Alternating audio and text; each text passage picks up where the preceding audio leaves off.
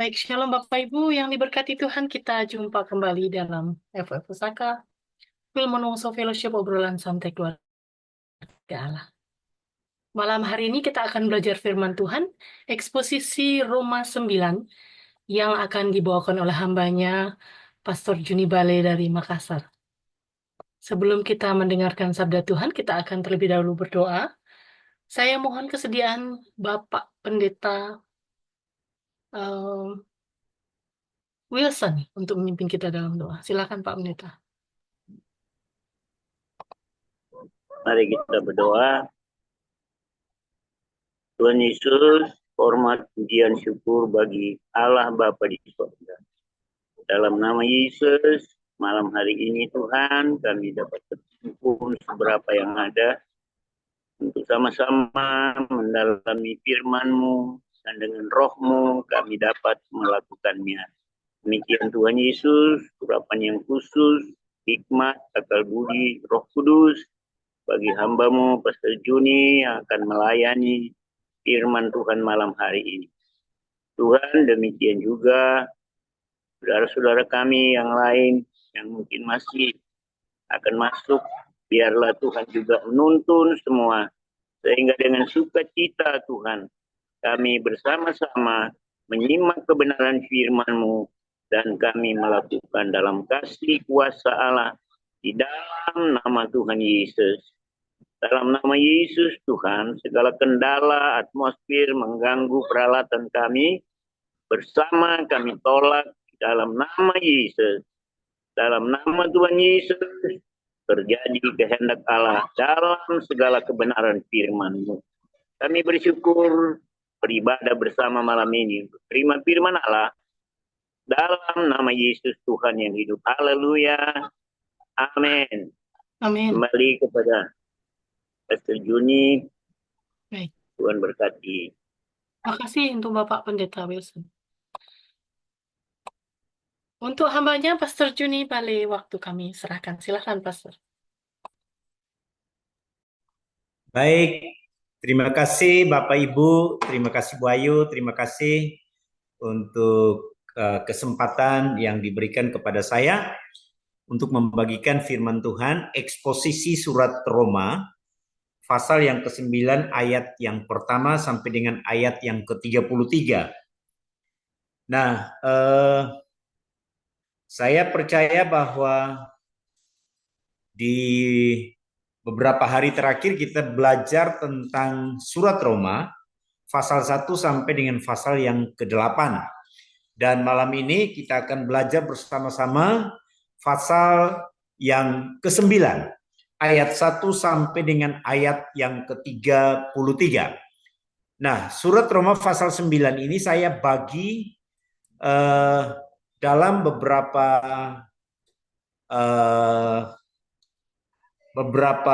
topik.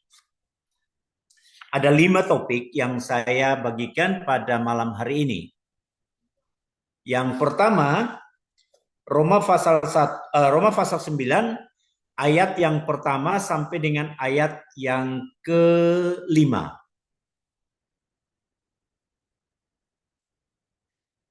Ya. Nah, saya memberikan tema untuk pasal yang ke-9 ini, yaitu kedaulatan Allah dalam pilihan dan rencananya. Kedaulatan Allah dalam pilihan dan rencananya. Nah, bagian yang pertama adalah pasal 9 ayat 1 sampai dengan ayat yang ke-5. Itu berbicara tentang rasa sakit Paulus atas bangsa Israel. Lalu bagian yang kedua itu adalah kedaulatan Allah dalam memilih umatnya. Kayaknya servisnya juga agak macet ini Bu Ayu. Lalu yang ketiga, kedaulatan Allah dalam pilihannya. Di pasal yang ke-9 ayat 14 sampai dengan ayat yang ke-18. Lalu yang keempat adalah panggilan Allah dan tanggapan manusia. Ayat yang ke-19 sampai dengan ayat yang ke-29. Dan bagian yang kelima itu adalah batu sandungan dan keselamatan melalui iman. Ayat yang ke-30 sampai dengan ayat yang ke-33. Nah, Bapak Ibu dan saudara-saudara, kita akan bahas satu persatu ya, dari bagian yang pertama yaitu rasa sakit Paulus atas bangsa Israel. Nah, saya pelajari dari bagian yang pertama, khususnya ayat 1 dan ayat 2. Itu berbicara tentang Paulus ini memulai bagian ini dengan menyatakan dengan tegas tentang perasaannya yang jujur dan dalam. Ya, yang jujur dan dalam. Dia menegaskan bahwa dia berbicara dalam kebenaran dan bahwa Roh Kudus menjadi saksi atas kesungguhannya. Di sini Paulus ingin menunjukkan betapa seriusnya masalah ketidakpercayaan Israel bagi dirinya. Tidak hanya sekedar kepentingan yang teologis saja, tetapi juga masalah emosional dan spiritual yang mendalam. Ya, spiritual yang mendalam.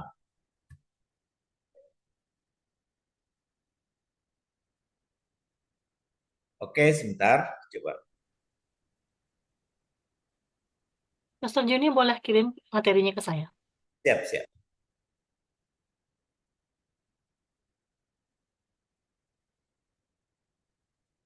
Baik. Jadi yang pertama Bapak Ibu itu kesaksian Paulus, ya, kesaksian Paulus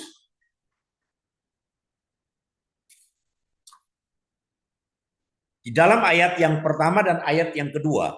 Di situ dengan jelas firman Tuhan katakan, aku mengatakan kebenaran dalam Kristus. Aku tidak berdusta. Suara hatiku turut bersaksi dalam Roh Kudus bahwa aku sangat berduka cita dan selalu bersedih hati. Ini Rasul Paulus ini menunjukkan atau memulai bagian ini dengan pernyataannya yang sangat tegas, ya, tentang perasaannya yang jujur dan mendalam, bahwa dia benar-benar memiliki sakit yang luar biasa, rasa sakit yang luar biasa. Karena apa? Karena bangsa Israel itu tidak percaya kepada Tuhan. Ya. Nah, ayat yang ketiga dilanjutkan dengan ayat yang ketiga, dia katakan bahkan aku mau terkutuk dan terpisah dari Kristus demi saudara-saudaraku, kaum sebangsaku secara jasmani. Nah, rasa sakit Paulus semakin terlihat ketika dia menyatakan bahwa dia bahkan rela terkutuk, rela dikutuk dan terpisah dari Kristus demi keselamatan bangsa Israel. Ini menunjukkan kasih Paulus yang begitu besar terhadap bangsa Israel. Baginya, ya, bagi Paulus, meskipun dia tahu bahwa pilihan Allah itu berdaulat, pilihan Allah itu adalah pilihan yang tidak bisa diganggu-gugat. Tetapi baginya, meskipun dia tahu bahwa pilihan Allah itu berdaulat, hatinya tetap berat karena melihat ketidakpercayaan bangsanya. Ya.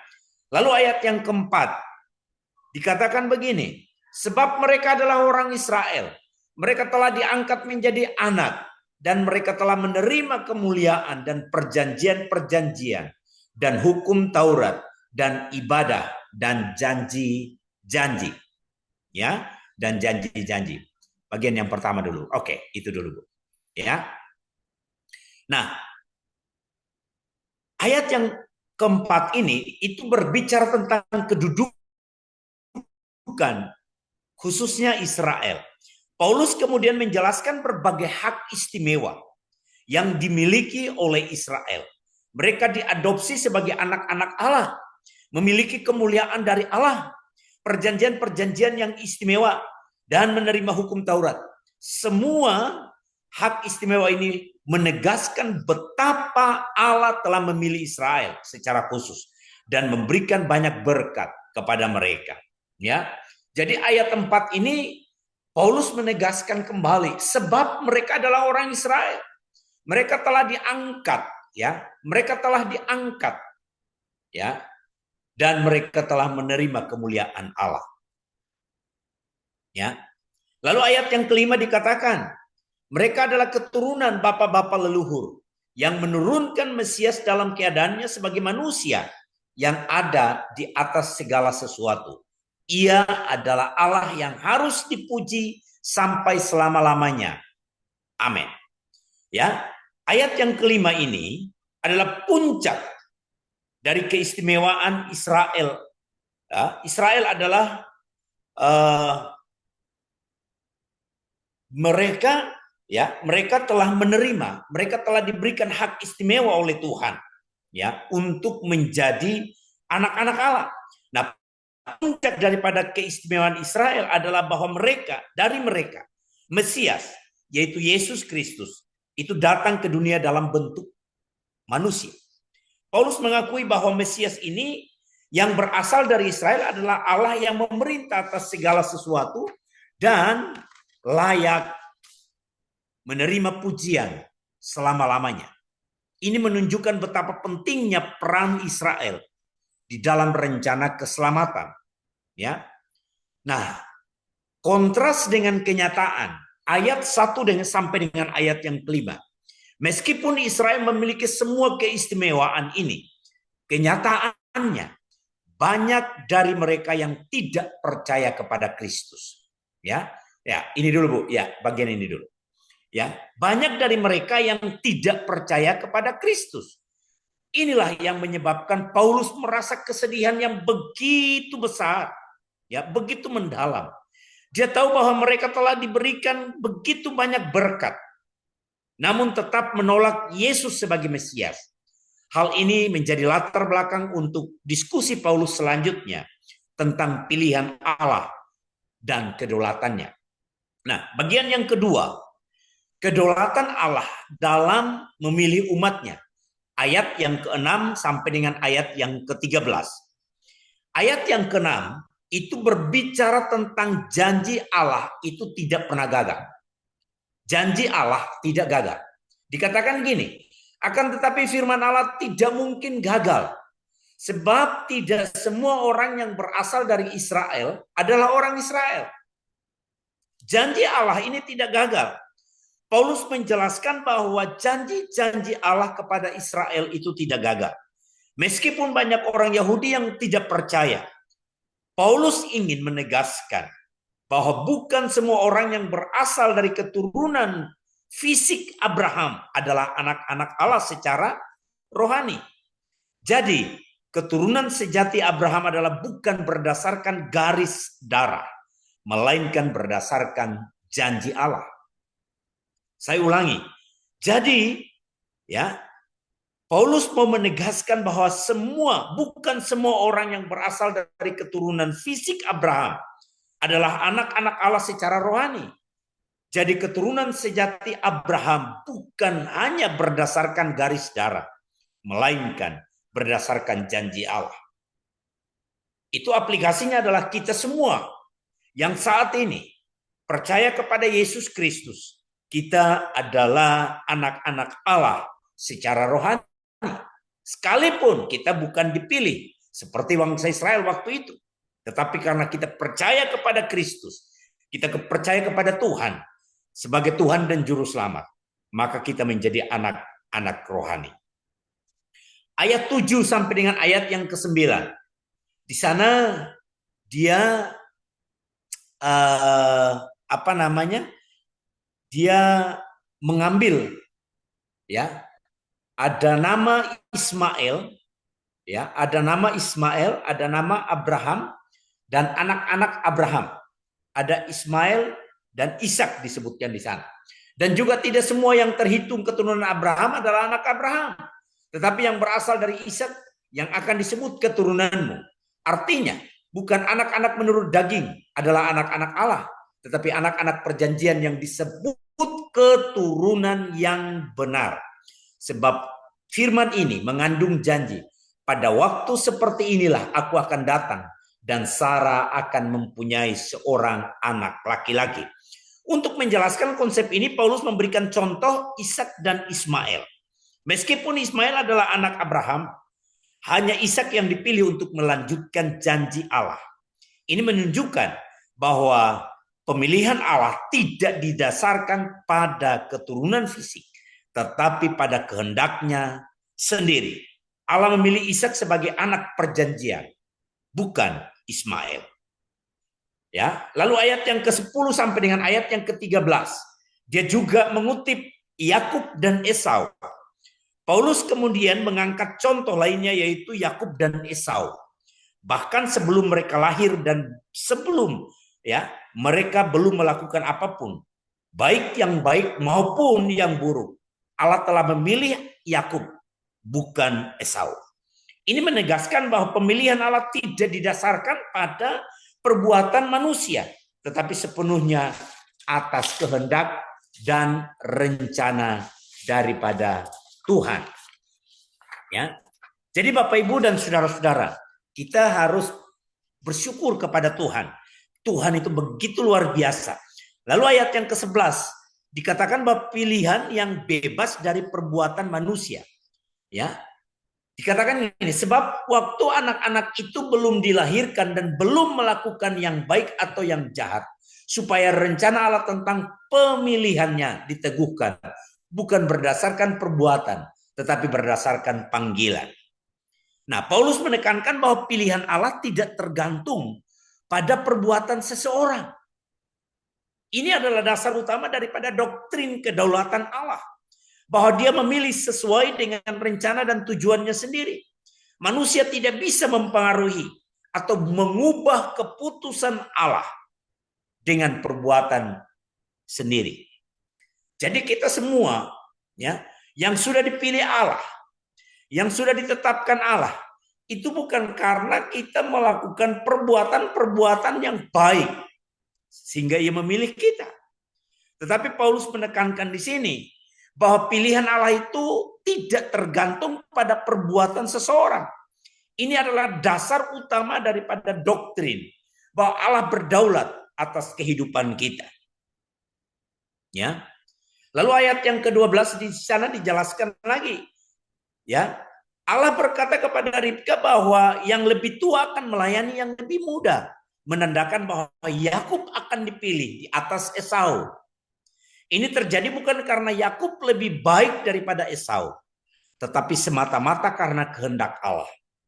Ini adalah contoh jelas dari pemilihan Allah yang bebas dari usaha manusia. Lalu ditegaskan lagi di ayat yang ke-13. Seperti ada tertulis, aku mengasihi Yakub, tetapi membenci Esau. Akhirnya Paulus mengutip kitab Maleaki untuk menegaskan bahwa Allah mengasihi Yakub tetapi membenci Esau. Ini menegaskan bahwa Allah memiliki rencana yang khusus untuk Yakub dan Esau tidak termasuk dalam rencana perjanjian tersebut. Hal ini menggambarkan sifat pemilihan Allah yang sepenuhnya berdasarkan kehendaknya yang berdaulat. Ya, ini bagian yang kedua. Lalu bagian yang ketiga. Silakan Bu Ayu. Bagian yang ketiga itu adalah keadilan Allah dalam pilihannya. Dalam ayat yang ke-14 sampai dengan ayat yang ke-18. Ya, ayat yang ke-14 dikatakan begini. Jika demikian, apakah yang hendak kita katakan? Apakah Allah tidak adil? Mustahil. Ya. Ini tuduhan ketidakadilan Allah. Nah, setelah menjelaskan tentang kedaulatan Allah dan dalam memilih, Paulus menghadapi pertanyaan yang mungkin muncul. Apakah ini berarti Allah tidak adil? Manusia mungkin merasa tidak adil bahwa Allah itu memilih sebagian dan menolak yang lain. Namun Paulus langsung membantah tuduhan ini dengan mengatakan bahwa Allah tidak mungkin tidak adil. Ya, Allah tidak mungkin tidak adil. Allah tidak mungkin ya membohongi dirinya sendiri. Dia katakan mustahil. Allah tidak mungkin melakukan hal itu. Ya. Lalu ayat yang ke-15. Kedaulatan Allah. Ya. Dalam belas kasihan. Ayat yang kepada Musa. Aku akan menaruh belas kasihan kepada siapa aku mau menaruh belas kasihan. Dan aku akan bermurah hati kepada siapa aku mau bermurah hati. Paulus kemudian mengutip dari Keluaran 33 ayat 19. Di mana Allah mengatakan kepada Musa, aku akan mengasihani siapa yang aku kasihi. Bukan bahwa belas kasihan adalah hak prerogatif Allah. Allah bebas memberikan akan belas kasihan kepada siapapun yang ia kehendaki. Dan tidak ada manusia yang bisa menuntutnya. Bapak, Ibu, dan saudara-saudaraku yang dikasihi di dalam Tuhan Yesus Kristus. Ini menggambarkan bagaimana pilihan Allah itu tidak bisa dituntut oleh manusia. Ayat yang ke-16, dia katakan, jadi hal itu tidak tergantung pada kehendak orang atau usaha orang, tetapi kepada kemurahan hati Allah. Paulus menegaskan bahwa belas kasihan Allah tidak tergantung pada keinginan atau usaha manusia. Manusia tidak dapat memperoleh keselamatan melalui usaha mereka sendiri. Semuanya bergantung pada kehendak Allah yang berdaulat. Dengan kata lain, keselamatan adalah murni kasih karunia. Keselamatan adalah murni kasih karunia. Ya, jadi bagian ini sangat menyentuh hati saya. Ya, Paulus menuliskan jadi hal itu tidak bergantung pada kehendak orang atau usaha orang, tetapi kepada kemurahan hati Allah. Allah begitu mengasihi kita. Allah begitu mencintai kita. Sehingga dia datang ke dalam dunia untuk membebaskan kita dari kutuk dosa. Mengangkat kita kembali menjadi anak-anaknya. Ayat 17 dikatakan, sebab kitab suci berkata kepada Firaun, itulah sebabnya aku membangkitkan engkau, yaitu supaya aku memperlihatkan kuasaku di dalam engkau, dan supaya namaku dimasyhurkan di seluruh bumi. Paulus mengangkat contoh Firaun dari kitab Keluaran. Allah menegaskan, ya, Allah mengeraskan hati Firaun untuk menunjukkan kuasanya. Firaun adalah alat dalam tangan Allah untuk menyatakan kemuliaannya kepada seluruh dunia melalui pembebasan Israel dari Mesir. Ini menegaskan bahwa bahkan orang fasik dapat digunakan Allah untuk menggenapi rencananya. Allah memiliki hak penuh untuk mengeraskan hati seseorang atau mengasihi orang lain. Tidak ada seorang pun yang bisa menuntut atau meragukan keputusan Allah. Kedaulatan Allah di sini tidak dapat ditawar-tawar. Itu adalah haknya sebagai pencipta dan pemelihara seluruh alam semesta. Nah, penjelasan Paulus ini membantu kita memahami bahwa Allah tidak harus menjelaskan alasan pilihannya kepada manusia. Sebagai makhluk ciptaan, kita dipanggil untuk menerima kedaulatan Allah dengan rendah hati. Apapun yang Allah lakukan adalah berdasarkan kebijaksanaannya yang sempurna dan kita harus berserah kepadanya. Ini bagian yang ketiga, Bapak, Ibu, dan Saudara, tentang keadilan Allah di dalam pilihannya. Sekarang bagian yang keempat, ayat yang ke-19 sampai dengan ayat yang ke-29. Ini berbicara tentang panggilan Allah dan tanggapan manusia. Nah, ayat yang ke-19 dikatakan begini, sekarang kamu tahu, sekarang kamu akan berkata kepadaku, jika demikian, apalagi yang masih disalahkan.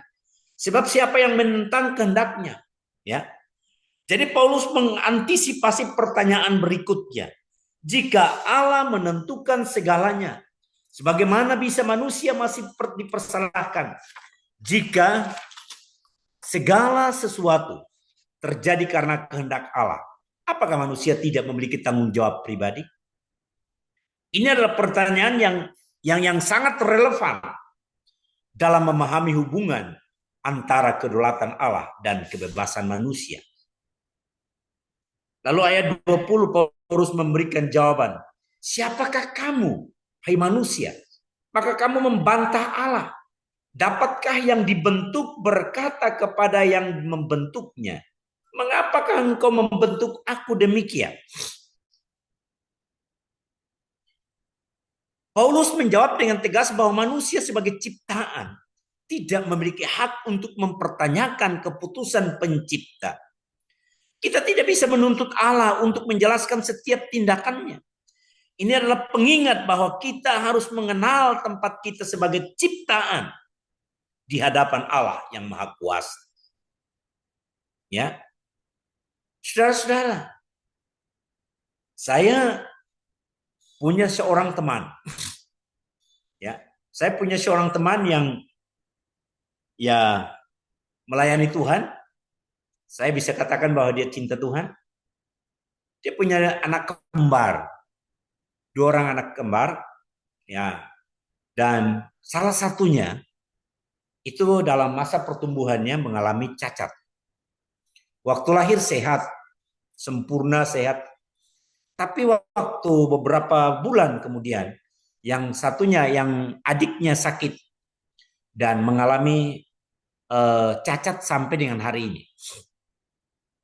Suatu saat saya bertanya kepada dia, Pak, bagaimana rasanya mempunyai anak yang seperti ini? Dia bilang, Pak Juni, saya tetap menganggap bahwa anak ini sempurna. Jadi setiap pagi kalau dia ada waktu, dia bawa anak ini untuk jogging. Anak ini tidak bisa jalan. Jadi di atas kursi roda. Tetapi setiap pagi kalau bapaknya ini, teman saya ini kalau ada waktu, pasti dia mengajak anaknya untuk jalan, jogging. Dia menuntun, dia memperlakukan anak ini seperti anak normal. Ya, datang ke gereja, bawa ke gereja. Dan sekali lagi bahwa dia melakukannya seperti orang normal. Ya, beberapa bulan yang lalu mereka pindah ke kota lain karena istrinya pindahan kerja, pindah ke kota lain. Lalu sekitar 3-4 hari yang lalu saya menelpon dia. Karena kebetulan dia hari ulang tahun pernikahan dengan istrinya, saya telepon dan saya doakan. Dan saya tanya tentang anaknya. Dia bilang, puji Tuhan Pak Juni, Meme sehat. Ya, yang penting dia bilang, yang penting 3 hal dia bisa lakukan.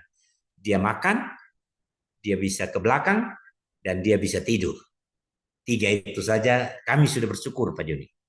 Dia bisa makan, dia bisa ke belakang, dan dia bisa tidur.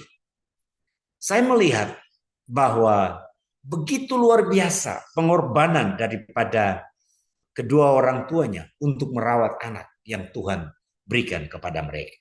Nah, ayat 20 ini katakan ini, siapakah kamu hai manusia? Maka kamu membantah Allah. Dapatkah yang dibentuk berkata kepada yang membentuknya, mengapa engkau membentuk aku demikian? Ya, mengapa engkau membentuk aku demikian? Ya, ada kadang-kadang orang berpikir gini, kenapa Tuhan?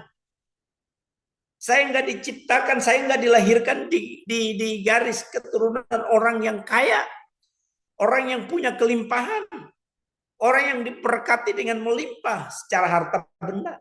Kenapa Tuhan tempatkan, Tuhan lahirkan saya ada di sini, di keluarga seperti ini? Saudaraku, kita yang dibentuk. Ayat yang ke-20 dikatakan kita tidak bisa membantah Allah.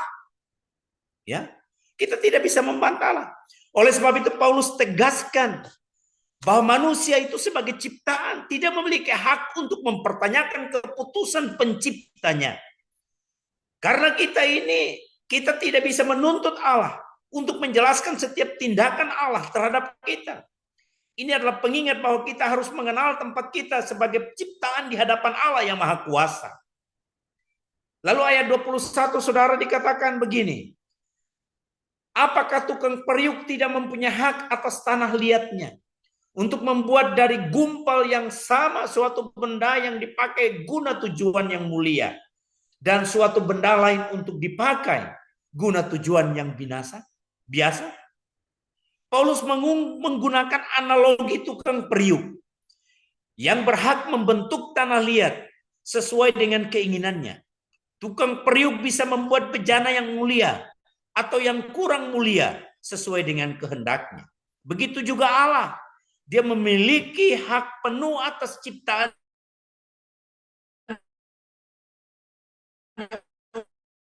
untuk membentuk mereka. 2 sampai dengan 23. Dikatakan begini, jadi kalau untuk menunjukkannya dan menyatakan kemenangan yang besar disiapkan untuk kebinasaan, justru untuk menyatakan kekayaan kemuliaan atas benda-benda belas kasihannya yang telah dipersiapkannya untuk kemuliaan. Allah menunjukkan murkanya kepada orang fasik, namun dia juga menunjukkan belas kasihannya kepada orang yang dikasihinya. Ia menunjukkan keseimbangan antara keadilan dan kasih Allah. Orang-orang fasik diperlakukan adil menurut dosa mereka. Sementara orang-orang pilihan menerima belas kasihan. Nah, Paulus menjelaskan bahwa panggilan Allah tidak terbatas pada bangsa Yahudi, tetapi juga kepada bangsa-bangsa yang lain.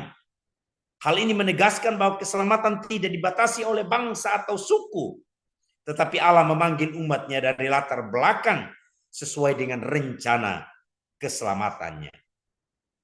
Nah, Paulus mengutip Nabi Yesaya yang menubuatkan bahwa hanya sebagian kecil dari Israel yang akan diselamatkan.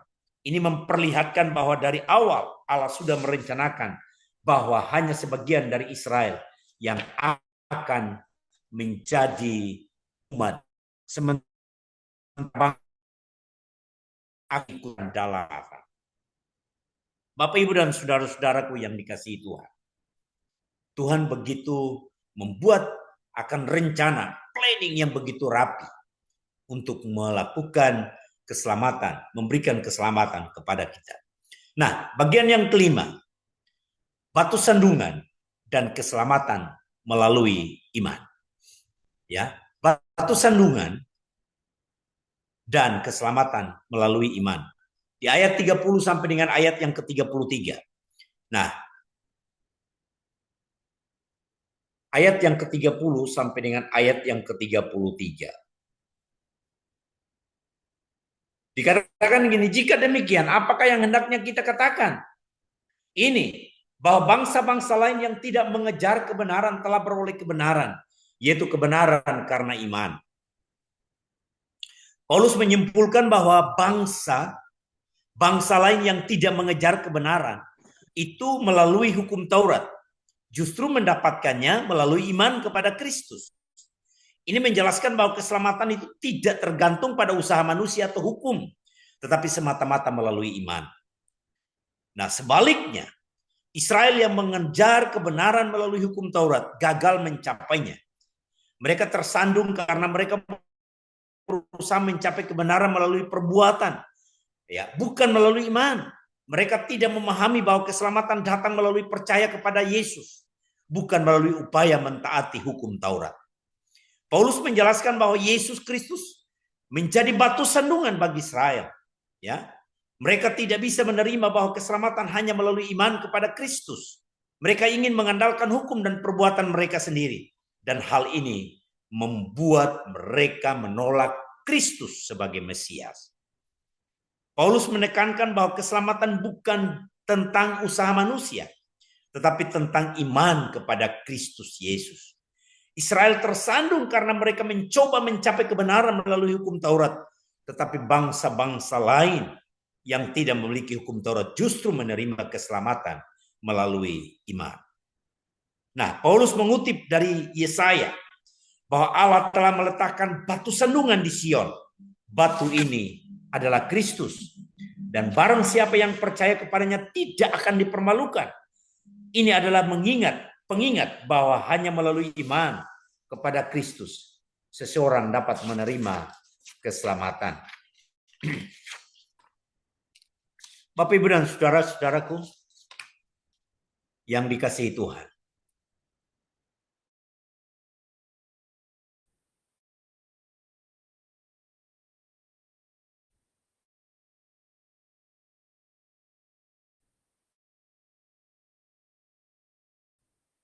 Coba ingat rasa sakit hati yang mendalam terhadap bangsa Israel. Berikut, Bayu.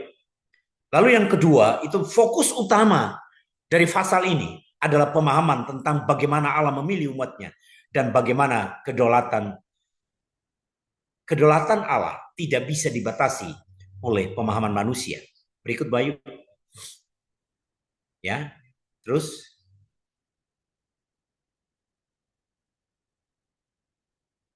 Oke. Ya, terus Bayu, kasih keluar semua. Oke. Ya, tadi saya jelaskan bagian-bagian ini, ya, kesaksian Paulus tentang hal-hal yang dia lakukan, ya. Nah, konteks surat Paulus di dalam Roma pasal yang ke-9 ini itu menggambarkan tentang ini, saudara. Nah, Paulus menyatakan bahwa ia berbicara dengan kebenaran dan dia tidak berbohong, ya.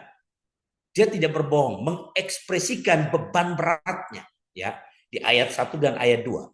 Lalu ayat yang ketiga itu tentang rasa sedihnya yang mendalam. Paulus bersedia dikutuk demi keselamatan bangsa Israel dan keistimewaan Israel. Paulus mengingatkan, ya, tentang hak istimewa Israel termasuk adopsi sebagai anak Allah, kemuliaan perjanjian pemberian hukum Taurat, ibadah, dan janji-janji Allah, ya, dan janji-janji Allah. Berikut, Bayu. Ya. Oke. Nah, tapi di bagian yang kedua, janji itu, ya, janji itu kita lihat bahwa janji itu tidak dilakukan oleh bangsa Israel dengan baik, ya. Jadi mulai dari ayat 6 sampai dengan ayat yang ke-8, ya, janji itu tidak dilakukan oleh bangsa Israel dengan baik. Tetapi sekali lagi Paulus menekankan bahwa janji itu tidak pernah gagal, ya. Janji itu tidak pernah gagal. Paulus menjelaskan bahwa tidak semua keturunan jasmani Abraham adalah keturunan rohani yang dijanjikan Allah. Pemilihan Allah lebih besar, lebih dari sekedar hubungan biologis, ya, yaitu bahwa menerima Tuhan sebagai Tuhan dan Juru Selamat. Terus, Bayu, ini tadi saya sudah jelaskan, ini juga sudah. Terus, Bu.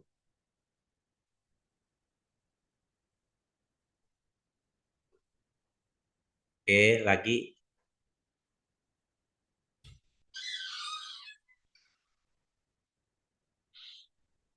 Sampai di kesimpulan aja, Bu. Saya ada tulis kesimpulan di situ.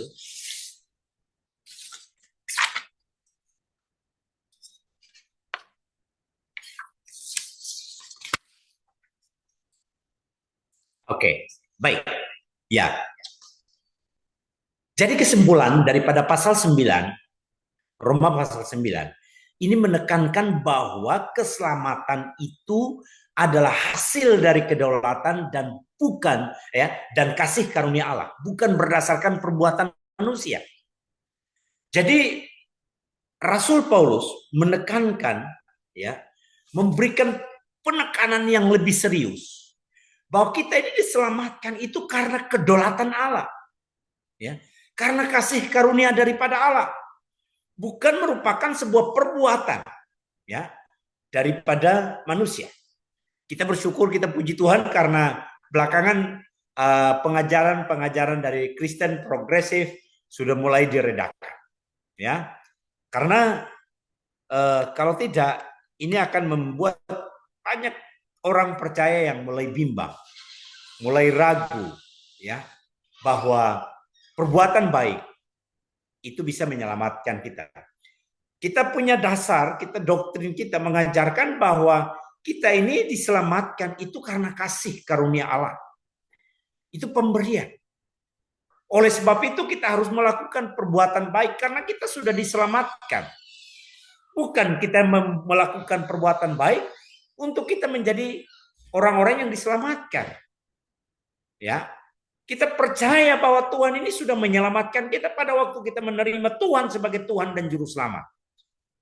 Ya, kita diselamatkan. Ya. Lalu yang kedua, Allah berhak menentukan siapa yang Ia pilih. Dan kita dipilih untuk meresponinya dengan iman, bukan dengan mengandalkan usaha atau hukum, ya, bukan lagi dengan usaha kita atau dengan hukum Taurat, ya. Jadi zaman dahulu kalau ada hukum Taurat masih mengikat kita, maka setiap hari kita hanya diizinkan untuk berjalan tidak boleh lebih daripada 1000 langkah. 999 langkah kita harus berhenti. Kita tidak boleh, ibu-ibu tidak boleh menyusui anaknya di hari Sabat, dan banyak sekali aturan-aturan yang membuat. Nah, saudara, kita sekarang diselamatkan itu bukan karena kita mengikuti atau kita mengandalkan akan usaha kita, mengandalkan kekuatan kita. Itu karena hukum yang mengikat kita, bukan. Tetapi karena kita dipilih, kita ditentukan, kita dipanggil, dan kita meresponi akan panggilan itu. Ya. Lalu aplikasinya Bapak Ibu dan saudara-saudara, yang pertama kita harus mengakui kedaulatan Allah dalam setiap aspek kehidupan kita. Ya, kita mengakui bahwa Tuhan ini berdaulat atas kehidupan kita. Ya, kehidupan kita ini Tuhan yang memimpin kita. Kehidupan kita ini Tuhan yang mengajari kita. Ya, oleh sebab itu kita tidak usah perlu takut karena Tuhan itu bersama-sama dengan kita. Kita harus mengakui bahwa Tuhan berdaulat di dalam setiap aspek kehidupan kita. Apapun yang terjadi, baik dalam kondisi yang sehat, dalam kondisi yang mungkin kurang mengenakan, percaya bahwa Tuhan berdaulat atas hidup kita. Seperti cerita kesaksian yang tadi saya ceritakan kepada Bapak Ibu dan saudara-saudara. Teman saya yang melayani Tuhan, yang mengasihi Tuhan, tetapi anaknya yang lahir sehat, tapi beberapa bulan kemudian mengalami sakit dan akhirnya sekarang mengalami lumpuh, cacat, dan tidak bisa berbuat apa-apa. Saudara, kita harus tetap mengakui bahwa Tuhan yang berdaulat atas hidup kita. Lalu yang kedua, kita harus menerima keselamatan melalui iman kepada Yesus Kristus, bukan dengan usaha sendiri. Ya, jadi mari kita mengaplikasikan ini di dalam setiap kehidupan kita. Kita menerima keselamatan melalui iman kepada Yesus Kristus. Percaya sungguh-sungguh kepada Yesus Kristus sebagai Tuhan dan Juru Selamat di dalam setiap hidup kita. Lalu yang terakhir, saya percaya bahwa kita semua menjadi pribadi-pribadi yang sungguh-sungguh mengasihi Tuhan. Karena Tuhan sudah menjadikan kita, memilih kita, mengangkat kita menjadi anak-anak Allah yang sungguh-sungguh mengasihi Tuhan. Mari Bapak Ibu dan saudara-saudara, ini adalah kebenaran firman Tuhan, Roma pasal 9 ayat 1 sampai dengan 33 yang dapat saya bagikan kepada saudara di eksposisi Roma pasal yang ke-9 ini. Tuhan memberkati kita semua. Mari kita berdoa. Tuhan, terima kasih. Malam hari ini kami bersyukur kepadamu. Kami bersyukur karena kami boleh belajar dari kebenaran firman Tuhan Roma pasal 9 ayat 1 sampai dengan ayat yang ke-33. Kami belajar banyak hal Tuhan. Tapi kami tahu bahwa Tuhan Yesus, keselamatan yang Tuhan berikan kepada kami telah terima. dengan iman percaya kami kepada Tuhan. Itu bukan hasil usaha kami. Itu bukan karena kuat dan gagah kami. Tapi itu adalah pemberian daripada Tuhan. Oleh sebab itu Tuhan ajar kami. Untuk kami boleh mengaplikasikan kehidupan yang sungguh-sungguh mengasihi Tuhan dalam hidup kami. Tiap-tiap hari. Terima kasih Tuhan Yesus. Berkati kami Tuhan. Supaya kami menjadi pribadi-pribadi yang tahu bahwa kedaulatan Allah dalam pilihan dan rencananya tidak pernah gagal. Tidak pernah berubah. Tidak pernah berakhir di dalam setiap perjalanan kehidupan kami. Biarlah semua kami yang hadir pada malam ini, kami menjadi pribadi-pribadi yang sungguh-sungguh mengasihi dan mencintai Tuhan di dalam kehidupan kami. Terpujilah namamu ya Bapa Surgawi. Ini doa kami Bapa. Di dalam nama Yesus Tuhan dan Juru Selamat hidup kami mengucap syukur dan berdoa. Haleluya. Amin. Tuhan memberkati. Saya kembalikan. Amin.